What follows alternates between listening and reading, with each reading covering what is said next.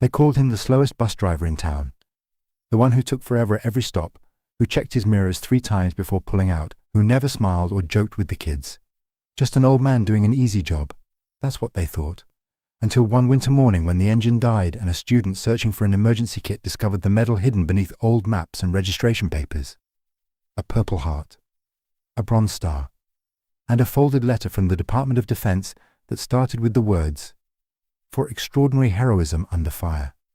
Welcome to Stories by a Real Veteran. Before we dive into this powerful story of hidden sacrifice and forgotten courage, tell me in the comments what city you're watching from today. And if you believe stories like this deserve to be told, hit that subscribe button. These stories matter. Route 7 started at the edge of Millbrook, a small town in northern Pennsylvania where everyone knew everyone and nothing much changed from year to year. The bus stop at the corner of Maple and 5th was always the first pickup. 6:45 a.m. sharp, every weekday, rain or shine. James Patterson had been driving that route for 14 years. Same yellow bus, same worn seat, same creaking door that needed oil but never got it. He was 63 years old, grey hair cut military short, eyes that stayed on the road more than they looked at mirrors. He wore the same dark blue jacket every day, khaki pants, work boots that had seen better decades. The kids who rode his bus knew him as Mr. Patterson. Quiet. Strict about the rules. No standing while the bus was moving. No yelling. Seatbelts on. He never raised his voice, but when he looked at you in that rearview mirror, you sat down. There was something in his eyes that made even the rowdiest 8th graders shut up without understanding why. But they also thought he was slow. Too careful. He stopped at railroad tracks even when no train was coming. He waited extra seconds at stop signs. He checked his mirrors 3, sometimes 4 times before merging. Parents complained he made their kids late. Other drivers honked when he took too long to turn. Nobody asked why he drove that way. Nobody wondered why he gripped the steering wheel with both hands like he was holding onto something more than just a vehicle. Nobody noticed the slight limp when he got off the bus, or the way his left leg dragged just a little when he climbed the steps. He was just old Mr. Patterson. Boring, slow, forgettable. The high school kids were the worst. They sat in the back and made jokes just loud enough for him to hear but quiet enough to deny if confronted. They mocked his limp, his silence, his rule following. To them, he was a walking punchline, a man who peaked at driving children to school. One of those kids was Derek Hamlin, 17, senior year, full of himself and his plans to leave Millbrook the second he graduated. He'd been riding Patterson's bus since freshman year and had never once had a real conversation with the man. Just got on, sat down, got off. Patterson was furniture. December 14th started like any other winter morning. Snow had fallen overnight, not much, just enough to make the roads slick. The temperature was dropping. Mr. Patterson arrived at the bus depot at 6:15 a.m. like always, did his pre-trip inspection, started the engine, let it warm up. By 6:45 he was at the first stop. Kids climbed on, shaking off snow, complaining about the cold. Patterson checked his mirrors, closed the door, pulled out slowly. Second stop, third stop, fourth. The bus filled up. 32 students total. Derek got on at stop number 9, earbuds in, hoodie up, barely making eye contact. He walked to his usual seat 3 rows from the back and slumped against the window. Everything was normal until they reached the stretch of Highway 9 that cut through the woods between Millbrook and the high school. It was a lonely 2-mile stretch, no houses, just trees and the occasional deer. That's when the engine started making a sound, a grinding, coughing sound that didn't belong. Mr. Patterson's eyes flicked to the dashboard. The temperature gauge was climbing. He eased off the gas, tried to keep the bus steady, but the grinding got louder. Then the engine died. The bus coasted for a few seconds before Mr. Patterson guided it onto the shoulder and put it in park. Silence. Just wind and snow tapping against the windows. "What's going on?" someone asked. "Why'd we stop?" said another voice. Mr. Patterson didn't answer immediately. He turned the key. The engine tried to turn over but wouldn't catch. He tried again. Nothing. He pulled the radio from its clip on the dash. "Dispatch, this is Route 7. Engine failure on Highway 9, mile marker 12. Requesting tow and replacement bus." The radio crackled. "Copy that, Route 7. Tow's about 40 minutes out. Replacement bus is tied up on Route 3. Might be an hour." An hour. In below freezing weather. With 32 kids. Mr. Patterson hung up the radio and turned to face the students. His voice was calm, even. "Engines out! Help is coming, but it's going to take some time. Stay in your seats. Stay calm. I'm going to check the heater." He stood, tested the controls. No heat. The bus was already getting colder. Derek pulled out his phone to text his mom, but there was no signal. Dead zone. Of course. Some of the younger kids started getting anxious. A 6th grader named Emma asked if they were going to freeze. Mr. Patterson's voice came from the front, steady as stone. "No one's going to freeze. I've been in colder than this. We'll be fine." He opened the front compartment under the driver's seat and pulled out an emergency kit. Flashlight, first aid supplies, flares. Not much else. He checked the back storage compartment. A few old blankets, a shovel, some road salt. Derek watched him move. Despite the limp, despite his age, Patterson moved with purpose. No panic, no frustration. Just quiet problem-solving. "All right, listen up," Patterson said. "If anyone has extra jackets, hats, gloves, share them with the younger kids. Stay together, body heat helps. I'm going to see if I can get this heater working." He popped the hood and stepped outside. Cold wind hit him immediately, but he didn't flinch. He checked the engine, looked at hoses, wiggled connections. Nothing obvious. The engine was just done. Back inside, he grabbed the blankets and started handing them out to the elementary school kids in the front rows. "Wrap up. Stay close to each other." Derek, still in the back, pulled his hoodie tighter and muttered, "Great. Stuck with the world's slowest driver and a bus that's as old as he is." His friend Tyler laughed. But some of the other kids weren't laughing. They were cold, scared. 20 minutes passed. The temperature inside the bus dropped. Frost started forming on the inside of the windows. A few of the younger kids were crying quietly.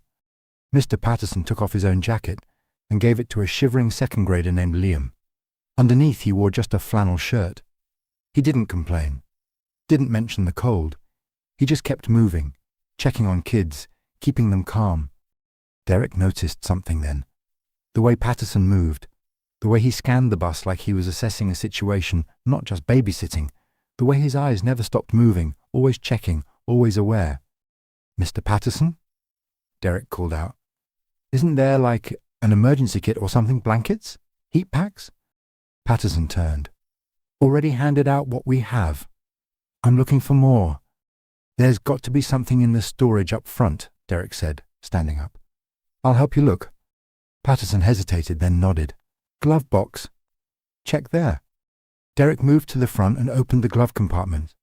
Inside was the usual mess. Old registration papers, a crumpled map, a tire pressure gauge, some receipts. He started pulling things out, digging deeper. That's when his hand touched something solid. A wooden box, small, rectangular. He pulled it out. It was old, worn, with a brass latch. Derek opened it. Inside, resting on faded velvet, was a medal. Purple with a gold border, the profile of George Washington in the center. A purple heart. Next to it, another medal. Bronze Star. And beneath both, folded carefully, a piece of paper. Official letterhead. Department of Defense. Derek's hands shook as he unfolded it. The letter was dated April 2nd, 1972. Specialist James L. Patterson is hereby awarded the Purple Heart for wounds received in action on March 15th, 1971, during combat operations in Quang Tri Province, Republic of Vietnam. Specialist Patterson sustained severe injuries while providing cover fire for his unit during an enemy ambush. Despite his wounds, he continued to engage the enemy and assisted in the evacuation of 11 fellow soldiers before losing consciousness due to blood loss. Derek stopped reading. He looked up at Mr. Patterson, who was standing at the front of the bus, watching him. "You," Derek's voice came out quieter than he intended. "You were in Vietnam." The bus went silent. Every kid turned to look. Mr. Patterson didn't move. His face was unreadable. Finally, he spoke. "A long time ago." "You were shot?" Patterson's jaw tightened. "I was." Derek looked down at the medals again. The Bronze Star citation was underneath. He read it aloud without thinking. for heroic achievement in connection with military operations against a hostile force.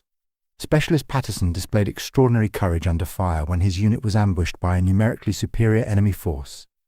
He single-handedly held a defensive position for over 20 minutes, allowing his squad to withdraw to safety. His actions resulted in the preservation of 11 lives. No one spoke. Even the youngest kids understood something big was happening. Derek held up the Purple Heart. "Why didn't you ever tell anyone?" Patterson exhaled slowly. He looked out the window at the snow falling. "Because it doesn't matter anymore." "Doesn't matter?" Derek's voice rose. "You saved 11 people." "I did my job," Patterson said quietly. "Same as I do every day now. I get you to school safe. That's my job." Derek shook his head.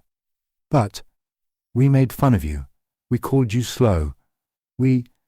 Patterson cut him off, his voice firm but not angry. "You're kids. You don't know what you don't know. And that's fine. You weren't supposed to know." "Why do you drive so slow?" asked Emma, the 6th grader, her voice small. Patterson turned to her. For a moment something softened in his face.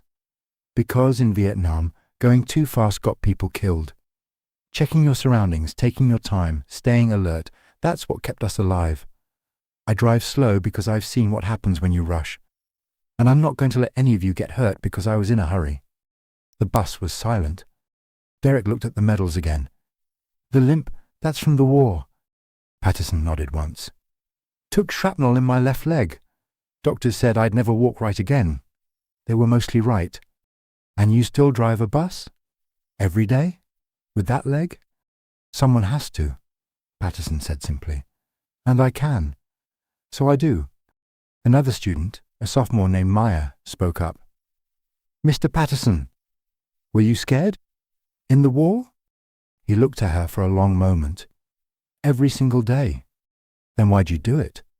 Why'd you keep fighting?" Patterson's voice was steady. "Because the men next to me depended on it. When you're in combat, you're not fighting for a flag or a country. You're fighting for the guy on your left and the guy on your right. You're fighting so they get to go home. That's all it is." Derek carefully placed the medals back in the box and closed it. He held it out to Patterson. "I'm sorry. For making fun of you. For not seeing you." Patterson took the box and set it back in the glove compartment. "You see me now. That's enough." 30 minutes later, the tow truck arrived, followed shortly by the replacement bus. The kids were cold but okay. As they transferred to the new bus, every single one of them thanked Mr. Patterson. Some of the younger kids hugged him. Derek was the last to leave. He stopped at the door. "Mr. Patterson, can I ask you something?" "Go ahead. Why do you keep the medals in the bus? Why not at home?" Patterson looked at the empty seats behind him. "Because this is where I serve now. These kids, this route, this is my mission. The medals remind me why it matters. Every single day I get you all home safe. That's my duty. Same as it was in Vietnam. Just different uniforms." Derek nodded, his throat tight. "Thank you. For your service. Both of them." Patterson gave a small nod. "Get on the bus, son. You'll be late for school."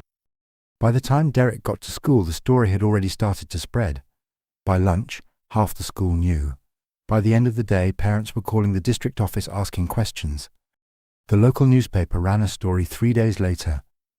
School bus drivers' hidden heroism revealed. They interviewed Mr. Patterson, though he didn't say much, just that he was doing his job, same as always. The community responded. Parents who had complained about his slow driving apologized. The school district held a small ceremony, which Patterson attended reluctantly. The mayor gave a speech. They presented him with a plaque. But nothing really changed for James Patterson. He still showed up at 6:15 a.m., still drove Route 7, still checked his mirrors 3 times, still made sure every kid got home safe. The kids changed, though. They stopped making jokes. They started saying good morning. They listened when he gave safety instructions. And when new students got on the bus and asked why Mr. Patterson drove so slow, the older kids would tell them. Because he knows what he's doing. Trust him. Derek graduated that spring. On his last day, he waited until everyone else got off the bus. Then he walked up to the front. "Mr. Patterson, I just wanted to say, you taught me something. About service. about doing your job right even when no one's watching. Patterson looked at him in the rearview mirror. Where are you headed after graduation? College. Then maybe the army. I've been thinking about it a lot since that day. Patterson was quiet for a moment. Then he said, if you go, remember this, take care of the people next to you. Do your job. Come home. That's all anyone can ask. Derek nodded. I will. Thank you, sir. As Derek stepped off the bus, Patterson called after him. Derek. Yeah? You'll do fine. You've got the right heart. Derek smiled and walked away. Behind him, Mr. Patterson closed the door, checked his mirrors 3 times, and pulled away from the curb. Slow. Steady. Safe. Because that's what heroes do. They show up. They do the work. They protect the people who depend on them, even when no one's watching, even when no one knows, even when the only recognition is a medal hidden in a glove box and the knowledge that every kid made it home safe. That's service. That's duty. That's what it means to be a veteran. James Patterson drove Route 7 for 6 more years before he retired. In all that time, he never had an accident, never lost a student, never stopped checking his mirrors 3 times before pulling out. And every single kid who rode his bus learned the same lesson Derek did, that heroes don't always wear uniforms. Sometimes they wear flannel shirts and work boots. Sometimes they drive school buses. Sometimes they limp when they walk and never talk about why. But they're there, every single day, doing their duty, keeping people safe. That's the story of Mr. Patterson, the slowest bus driver in town, the most careful, the most dedicated, the one who saved lives in Vietnam and never stopped saving them. So I'll ask you now, have you ever known someone like Mr. Patterson? Someone who served quietly, who carried their story in silence, who just kept showing up and doing the work? Tell us about them in the comments. Say their name. Share their story. Because here at Stories by a Real Veteran, we believe that every act of service matters. Every sacrifice deserves to be remembered. Every hero deserves to be seen. If this story moved you, subscribe. Share it. Make sure stories like Mr. Patterson's are never forgotten. We'll see you in the next one. Until then, if you see someone doing their job with care, with patience, with dedication that seems old-fashioned, look closer. You might be seeing a hero. They're everywhere. You just have to know how to look.